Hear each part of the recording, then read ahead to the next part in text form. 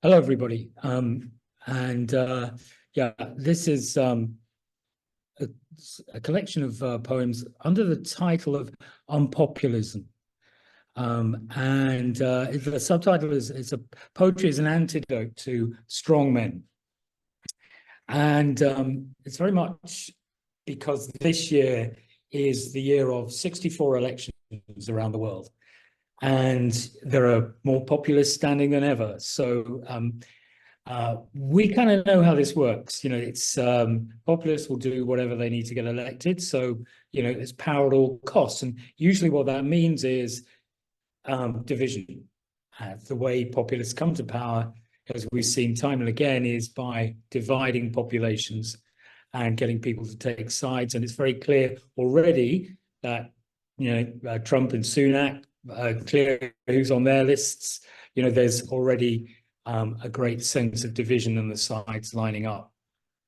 But in other news, poetry sales have never been higher. In the past year, sales are up in the UK, for example, by 5%. Doesn't sound like very much, but actually over a decade, that's more than doubled. And yes, there are obvious causes. COVID, I think, and the need for people to reconnect, however isolated they were feeling. Insta poetry, obviously, that's been very important as a new distribution mechanism, but also populism. That, you know, this is because, you know, poetry is the opposite of populism in the sense that it connects humans, it doesn't divide them. There's a very good quote in John Burnside's book, The Music of Time, which I recommend, on 20th century poetry. And within that, he describes poetry as the science of belonging. And that's the kind of opposite of what, you know, what populism is. It's about unbelonging. These poems are about belonging to each other, belonging to the planet, and the planet belonging to us, and the kind of responsibilities and relationships that grow up around that. And the first poem I want to read is kind of identifies a little bit where the problem lies, and it is about the kind of current state of men. It's called Polite Safety Notice, and it's meant to be a sort of public health warning, public safety notice. Somewhere near you, a man in late middle age will be sitting on a bench with his head on fire, like a safety match. On buses and trains, other men will smolder, suddenly bursting into flames from the head up. I'd be surprised if you haven't seen them. They would cry, but with no mouths. Their teeth grind away inside their faces. Do not approach them. Like eucalyptus in forest fires, they burn too fiercely to be extinguished, black oil pumping from a fossil heart. Their limbs so wickery, their feet already stone.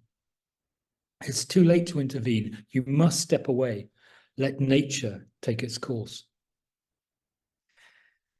Somewhere near you, a much younger man will be gripping a school desk as his life rockets into the void. His brains will spill over the mocking examination paper, then slop down into the Victorian sewer system of which we are still so proud. All he's ever learned is what's expected of him. What once quivered now pushes up his gullet like a great white swan of pain. No doors out, no path back, no window except his peeping phone. It's too late to intervene. You must step away. Let nature take its course. Somewhere near you, the men in between will be wearing rubber flippers, running a marathon over razor blades, carrying babies. They'll do anything for attention. Others barricade themselves inside and watch furiously through sandbags or cling to flagpoles or bury themselves alive in golden man pits. Value your sympathy. Don't waste it. This was all hardwired from the start. Never is power more toxic than when it's almost spent. Come back in 100 years. None of this can be saved. It's too late to intervene. You must step away. Let nature take its course. Polite safety notice. So it's kind of identifying partly what the causes are, but I want to talk a little bit more about the belonging not just to the human race, but also to the planet during this, what's called the Anthropocene period. And this is a poem called Hotel Petroleum, glamorous version of where we all live. Hotel Petroleum. Dear guest, your air conditioning is the voice of love.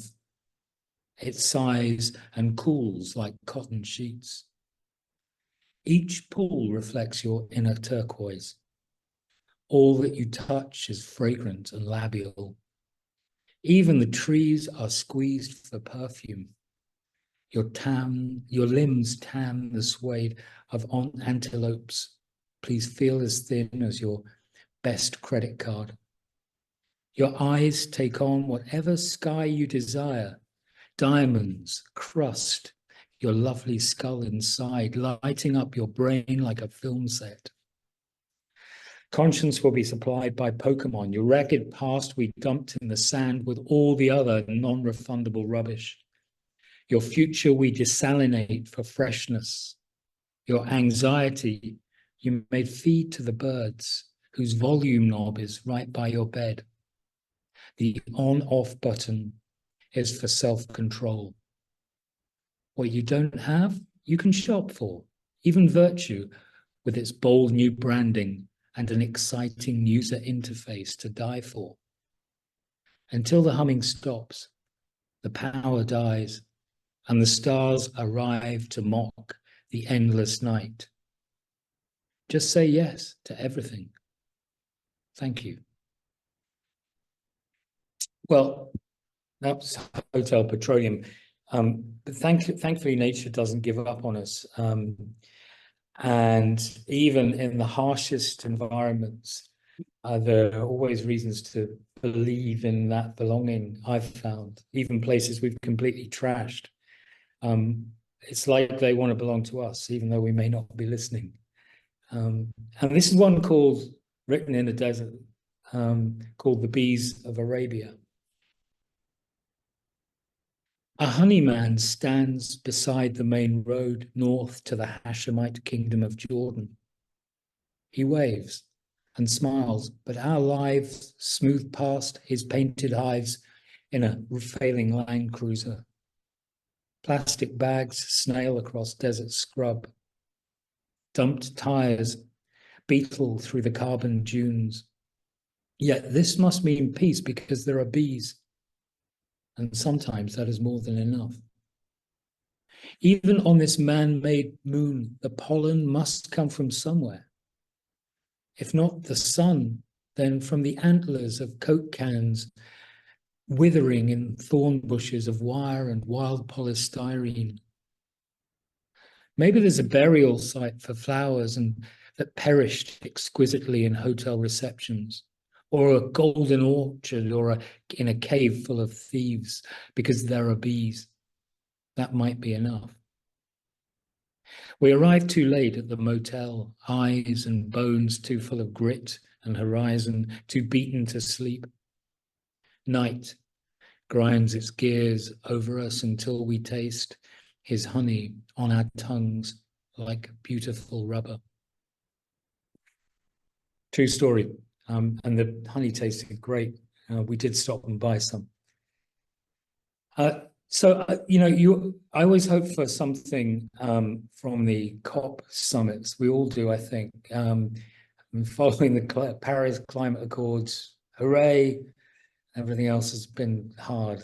And they always talk a good game. And this is what that talking up the climate is all about. It's called the Copper Monologues.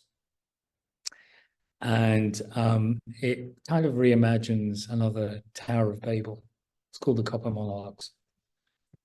Following the floods and plagues, with no particular god to enrage, they built another tower, not of baked bricks, but speeches, Stainless steel hyperbole with tungsten-coated promises spanned chrome encomiums.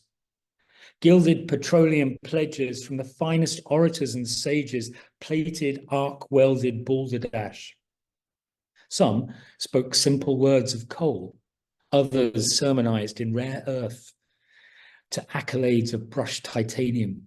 For every copper monologue came a polyethylene riposte before voting to mine and scrape, to pump and drill lovingly. The more they nickeled on, the more silence choked the plains. Quiet atolls sank, and songlines from the ancient forests stopped in their scorched tracks. Those on land who still spoke chose guns, which were louder than mortals and more viable. Others drifted north as cargo in boats made of air for ghosts.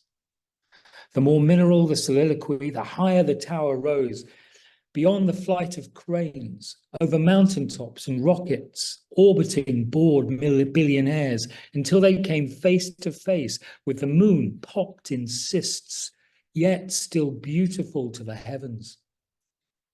Respectfully, they took a breath before moving on to olivine, pyroxene, feldspar, ilmenite, and the unalienable human right to quarry the virgin lunar sphere. Actually, it's happening already, as the probe that landed sideways on the moon went to prove this last week. So that's kind of how our populists are dealing with nature. But back to today's conflicts and how we have to take sides. Kind of that's how social media makes its ad revenue, as I'm sure you're aware. You know, stoke division, raise engagement, raise ad revenue. And this poem is about that. And it was written as tensions were mounting across the region, the Middle East, where I live. It's called Pick a Side, Any Side. Pick a side, any side. Sunday night, between fragments of moon scattered on a hot tide, we breaststroke out to the boy, pillow by salt pillow, like the sea dreamed us up from plastic bobbins and weed. Red and white freighter lights jig along shipping lanes and further out, the dark rigged leviathans of Liberia and Panama slumber. You can taste the burn from here, the choke and piston of it, the lives emptied into the swell, a merman's lot of boredom and smoke. Our arms clamp around the chained float. Even with the current behind us, it's a fair way back, and we saw jellyfish. Jerry says a beer would be nice when the airspace screams open. From across the Gulf, 2 jet fighters sweep overhead, low and grey as doves. 1 beat later, the roar occupies everything we knew and loved, which is sucked into a small hole. The surface barely stirs. Don't worry, I reckon they must be ours, says Jerry, whoever we are now. On the beach, someone's lighting a Barbie. They're playing Fountains DC. Race you back, I say, kicking the coiling deep with the strength of a frog. So, yeah, that's kind of that need to, which side are you on, says the poem, sort of, they must be ours. We're constantly identifying ourselves like that. But sometimes nature hits back, and in Europe it's the flooding or the forest fires, and desert places it's sudden winds, usually from the north where I am. They can bring sandstorms, and one particular wind that blows down from Iraq and Syria, it's called the shamal. Shamal is such a beautiful word. but it can be a terrible wind at times. And this is called the name of the wind. Sometimes the wind will moan with all those who drowned in air between Tripoli and here, ripping the washing off wires as if the still reported missing needed something to wear.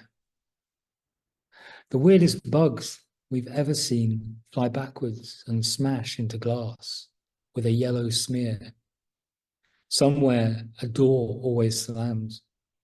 The same child cries and cries. Car alarms set each other off, flashing like metal Cassandras. The city smells of mutton fat. Then the drains rebel. Sand devils dervish on the road. Branches of palm snap away for the garbage dance macabre. This is what the day will look like when the day finally comes without warning. The gaunt horses and their riders emerging from the car park, the boiling behind the windows. Yet they name this wind like a whisper on the neck or a lullaby from a djinn. Repeat as the sky bleeds tangerine. Shamal, shamal, shamal. So the UK have the national anthem of the UK is called God Save the King currently. Obviously that changes depending on the monarch. And there's an alternative that many would prefer called Jerusalem. And the words to Jerusalem are from a poem by that 19th century visionary poet, printmaker and nudist, William Blake. And it's an extraordinary poem. It's biblical. It feels like a verse from Proverbs or something.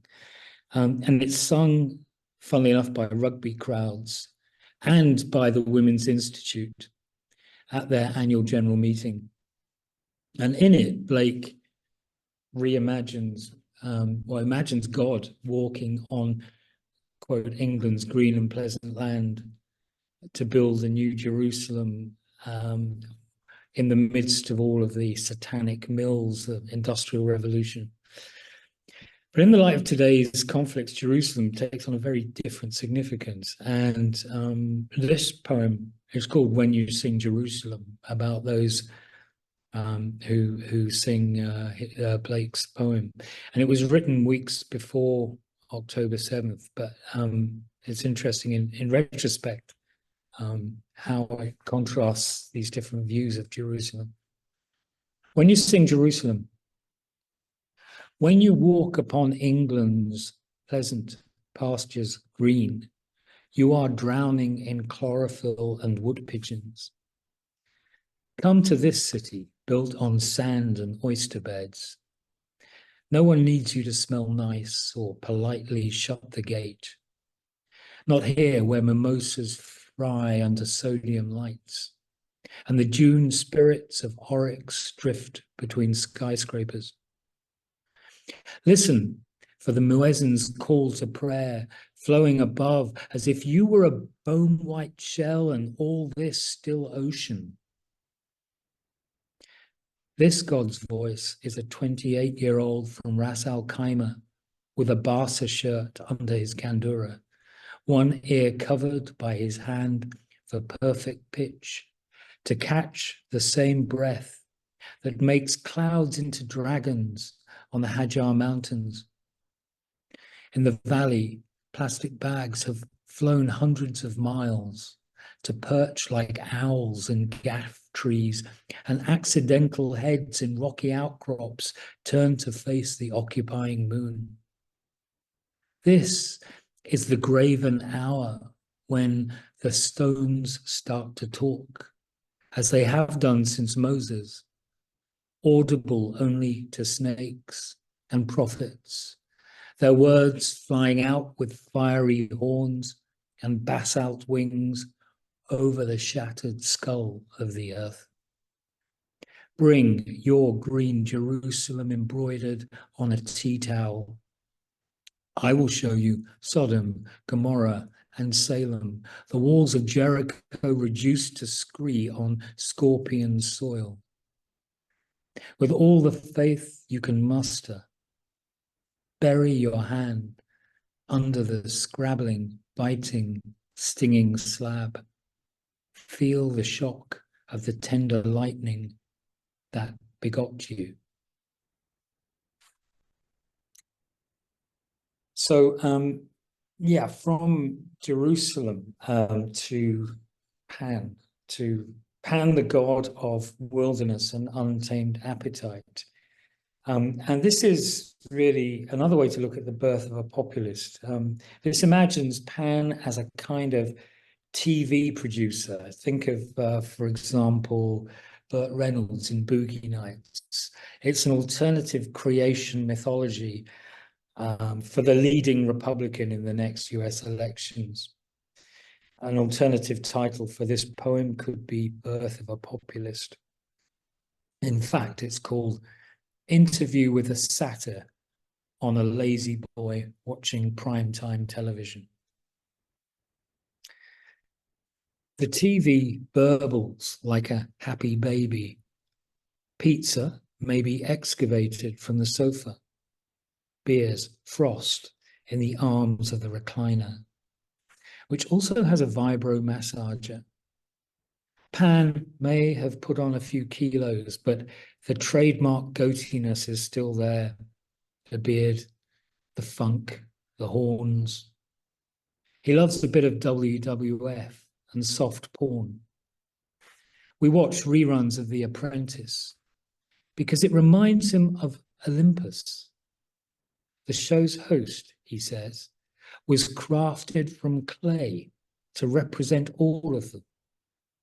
The judgment of Zeus, the tantrums of Poseidon, the gold and permatan of Apollo, the remorselessness of Hades, the corpulence of Dionysus, the blonde winged helmet of Hermes. All the contestants he numbers, Hope 1, Hope 2, Hope 3, etc., after the jokers in Pandora's box. As a divine, he knows how this goes, from the semi-finals in the White House to the finale with a global audience. Pandora's other needy wannabes all get their turn under the glitter ball. Vice, violence, sorrow, and disease, madness, death, but mostly greed. This episode is set in the Ukraine. You think it's all a formula, Pan says. Then they stick in the big surprise. Look, the Holy Land. My idea, he winks. Talking of Pan, Pantone, the World Color Directory, who determine what every color is and they give it a number, Pantone recently unveiled their color for 2024.